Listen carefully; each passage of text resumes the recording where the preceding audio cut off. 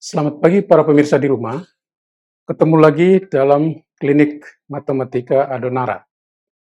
Dalam pembahasan kali ini, saya akan menerangkan tentang pendekatan rumus-rumus aljabar yang kita sebut sebagai perkalian istimewa pada penerapan hitungan yang kita ketemui dalam kehidupan sehari-hari. Jadi dari pertemuan yang lewat, sudah ada 2 pertemuan yang lewat tentang ini. Yang pertama, saya menjelaskan pendekatan yang menggunakan rumus nomor 3, yaitu A plus B kali A min B. Lalu yang kedua, dalam minggu kemarin, itu saya menjelaskan tentang rumus yang pertama, yaitu A plus B dalam kurung kuadrat. Dan sekarang saya ingin menjelaskan pendekatan pada rumus 2 untuk membantu kita dalam perhitungan perkalian sehari-hari. Jadi yang ini yang sekarang kita bahas. Jadi saya tulis di sini rumusnya itu adalah A min B dalam kurung kuadrat sama dengan A kuadrat min 2AB plus B kuadrat. Ya. Jadi ini bedanya dengan rumus yang nomor 1 itu cuma di sini. Jadi di sini ada plus 2AB, maka di sini min 2AB. A kuadrat plus B kuadrat di belakang dan di depan ini sama persis. Ingat bahwa walaupun di sini min, ya, tetapi minnya hanya di sini, yang di sini tetap plus. Ya, jadi sama dengan rumus nomor 1. Untuk memperjelas pemahamannya, saya tulis dulu beberapa contoh soal yang akan kita bahas di sini. Ya, jadi di sini para pemirsa perhatikan bahwa soal-soal yang akan kita kerjakan di sini, mulai dari bilangan yang paling kecil, makin besar, sampai yang lebih besar di sini. Ya, jadi maksudnya supaya para pemirsa itu dapat menggunakan pengkuadratan misalnya dalam kehidupan sehari-hari, ya walaupun angkanya puluhannya cukup besar, tetapi bisa melakukannya tanpa menggunakan kalkulator maupun kertas coretan. Nah, saya mulai menjelaskan yang pertama. Ya, jadi yang pertama yang mau saya jelaskan adalah 17 kuadrat. Jadi ini 17 kuadrat ini sama dengan, nah, berikan saya waktu beberapa detik untuk menjawab soal ini dengan pemikiran sendiri. Jadi tanpa penjelasan dulu. Nanti akan saya jelaskan kenapa menjadi seperti itu hasilnya. Jadi 17 kuadrat. 17 kuadrat berarti hasilnya adalah 289. Nah, jadi dalam waktu beberapa detik saya menghasilkan perkalian 17 kali 17 itu. Ya. Nah, sekarang bagaimana prosedurnya? 17 itu saya anggap sebagai 20 kurang 3 kuadrat. Jadi ini berdasarkan rumus nomor 2, berarti ini kan 20 kuadrat kurang 2 dikali 20 dikali 3, kemudian ditambah 3 kuadrat. Jadi sama dengan 400 kurang 120 ditambah 9, sehingga ini menjadi 289. Nah, Anda perhatikan bahwa hasil yang kita peroleh melalui prosedur ini ternyata sama dengan apa yang saya lakukan dalam waktu beberapa detik. Ya, jadi seperti ini. Kemudian yang nomor 2 itu 23 kuadrat. Berikan saya waktu beberapa detik untuk melakukan penyelesaian 23 kuadrat itu.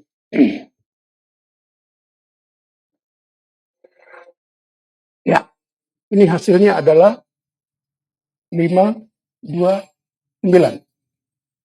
Nah, sekarang kita perhatikan prosedurnya. Jadi 23 ini saya anggap sebagai 25 kurang 2 kuadrat. Jadi ini saya hasilkan 25 kuadrat kurang 2 kali 25 dikali 2, kemudian ditambah 4. Jadi saya hasilkan itu adalah 625 kurang 100 tambah 4. Nah, ini gampang. 625 kurang 100 itu 525. 525 tambah 4 berarti menjadi 529. Jadi ini bisa diperhatikan bahwa hasilnya itu sama persis di sana. 529. Ya. Jadi perhitungan yang saya lakukan secara lisan tadi membutuhkan waktu sekitar 6 atau 7 detik. Ya. Nah, sekarang penjelasannya seperti ini. Kenapa bisa demikian? Soal nomor 3. Soal nomor 3 ini adalah 27 kuadrat.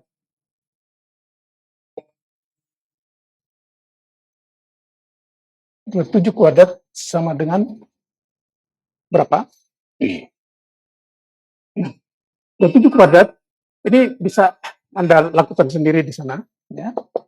Tetapi kalau prosedurnya itu adalah, jadi ini saya anggap sebagai 30 kurang 3 kuadrat, jadi berarti 30 kuadrat kurang 2 kali 30 dikali 3, lalu ditambah 3 kuadrat. Sehingga hasilnya adalah 900 kurang 180 tambah 9. Jadi ini adalah 720 ditambah 9, jadi hasilnya adalah 729. 729. Jadi bisa kita lakukan secara luar kepala, tanpa kalkulator, tanpa kertas coretan. Seperti itu. Sekarang yang nomor 4, itu adalah 33 kuadrat. Nah, ini pun saya mengambil dari 35 kurang 2 kuadrat.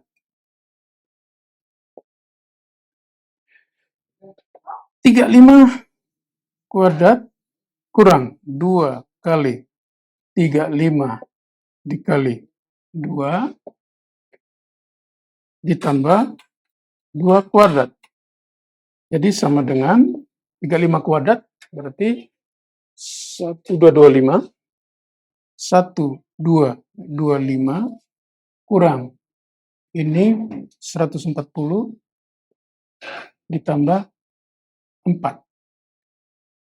Nah, jadi kalau seperti ini mungkin agak membantu prosesnya. Kalau saya tambahkan dulu ke sini, sehingga saya tulis di sini adalah 1229 dikurang 140 sama dengan berapa?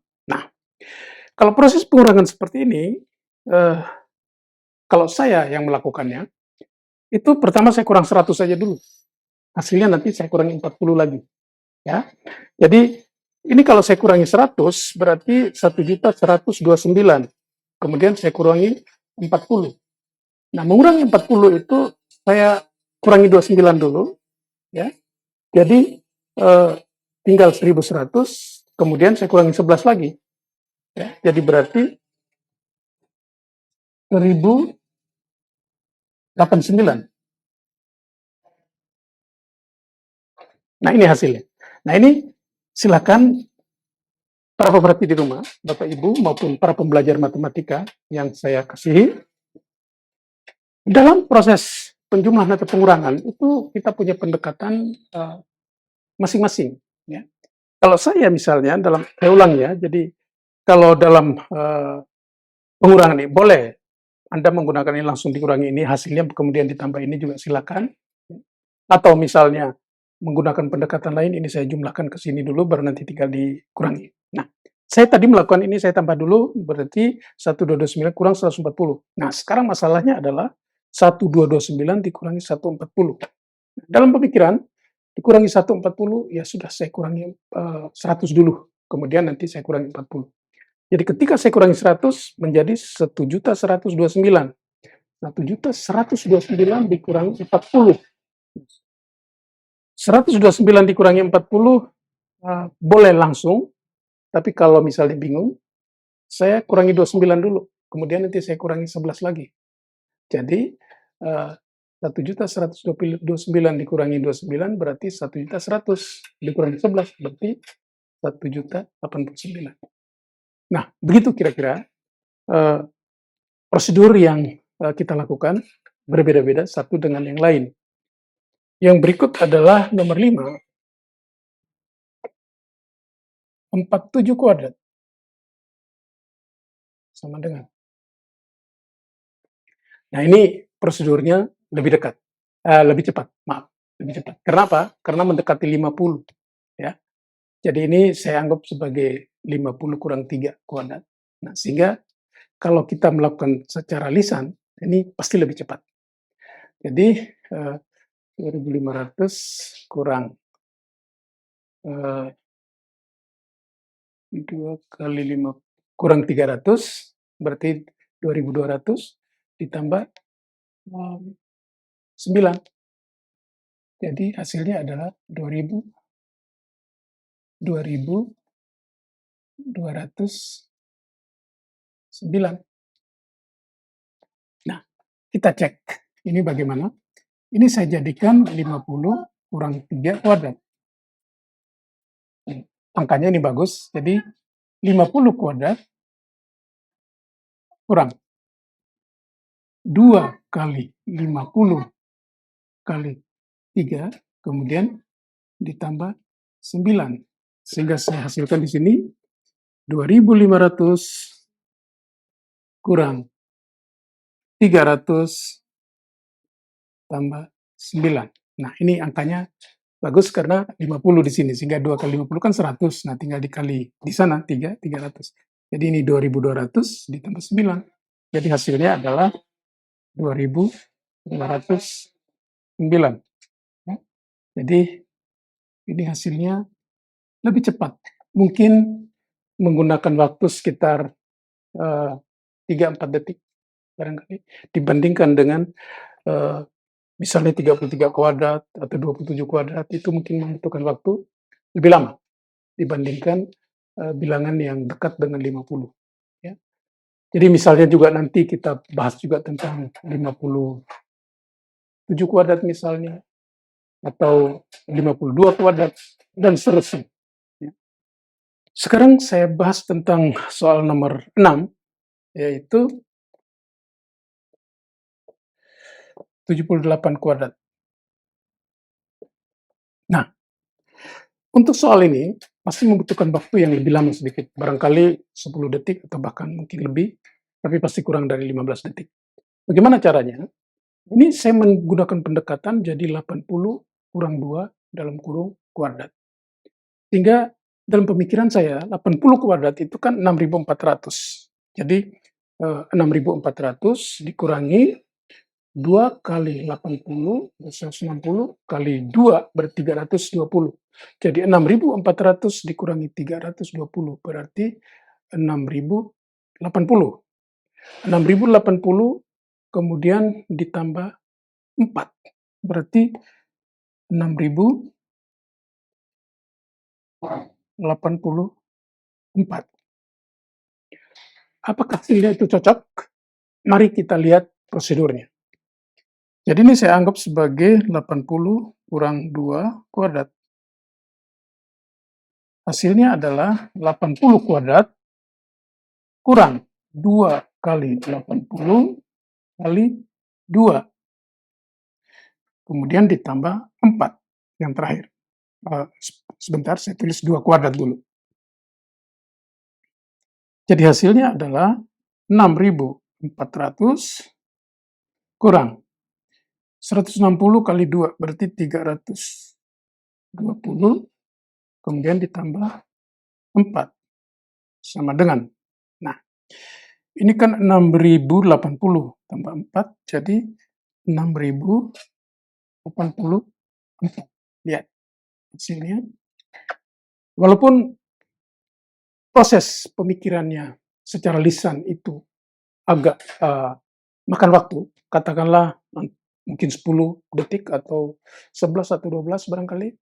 Nah, tetapi bisa kita lakukan itu secara di luar kepala istilahnya, tanpa menggunakan kalkulator, tanpa menggunakan kertas coretan.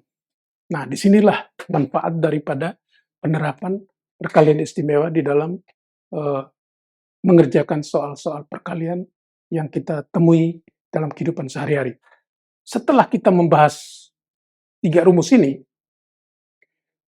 kan pendekatan yang mungkin orang bisa menggunakannya, tetapi ada yang lain mengatakan, "Oh, saya menggunakan pendekatan yang lain." Ya silakan saja, ya. Misalkan untuk 17 kuadrat.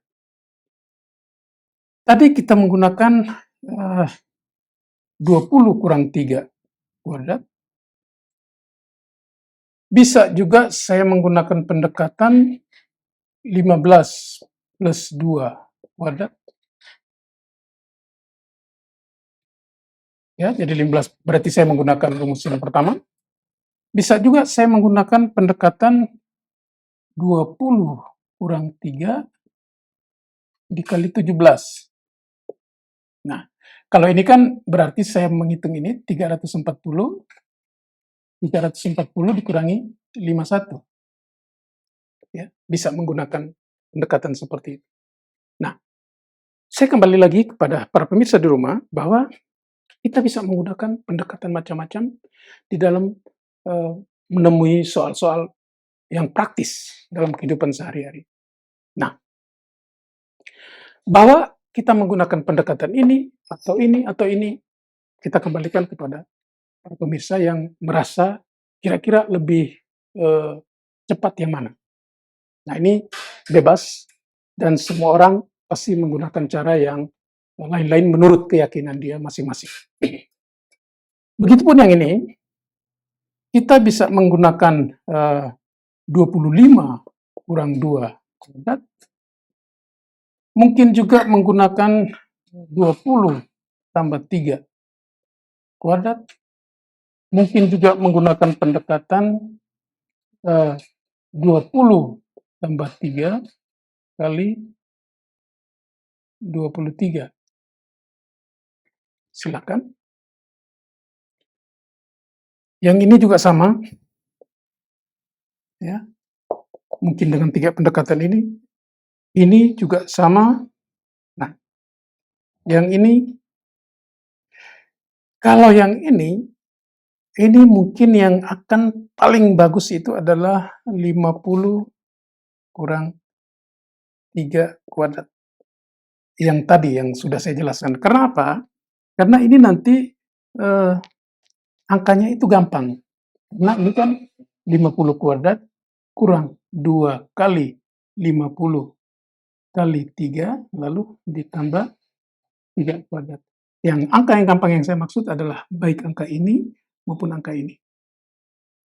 Karena 2 kali 50 itu 100, lalu kali 3, begitu. Jadi ini angka gampang, ini juga angka gampang. Jadi pendekatannya adalah kalau lebih dari 40 atau katakanlah misalnya 52 kuadrat misalnya. 52 kuadrat itu kan sebenarnya kita bisa menggunakan 55 kurang 3. Tetapi lebih baik kita menggunakan 50 tambah 2 dalam kurung kuadrat. Nah, itu jauh lebih ringan untuk menghitung secara hafalan, luar kepala kata orang. Nah, yang mungkin agak susah itu adalah 78 kuadrat itu. Nah, tapi ini bisa kita gunakan 80 kurang 2 kuadrat. Nah, ini juga agak lumayan, ya. Bisa juga kita gunakan 75 tambah 3 kuadrat. Kenapa? Karena 75 kuadrat kan gampang. 75 kuadrat itu berarti 5625.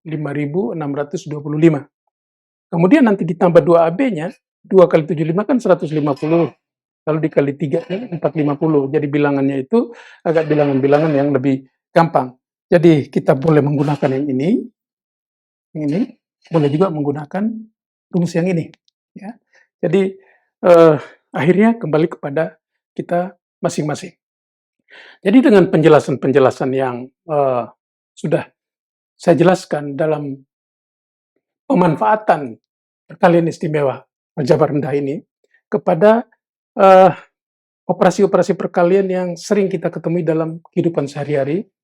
Nah, itu ternyata kita bisa memiliki banyak sekali pendekatan-pendekatan, yang, eee, kita terapkan di sini. Jadi, apakah menggunakan daftar kuadrat, atau mungkin daftar perkalian, dan seterusnya. Saya kira untuk, pembahasan mengenai, eee, penerapan perkalian istimewa dalam aljabar dasar kepada operasi perkalian, aritmatika biasa yang kita temui dalam kehidupan sehari-hari, saya kira sudah cukup dulu untuk, dipahami sebaik-baiknya, diterangkan kepada para pembelajar matematika untuk memahami secara baik, mengembangkan idealismenya, cara berpikirnya dia, imajinasinya dia, supaya dia bisa menerapkannya dengan baik dalam kehidupan sehari-hari. Karena dengan melatih intelektualisme seorang anak dengan menempuh banyak cara, maka di dalam kehidupan sehari-hari dia akan, pandai memilih jalan keluar apa terhadap masalah-masalah yang dihadapi dalam kehidupan sehari-hari.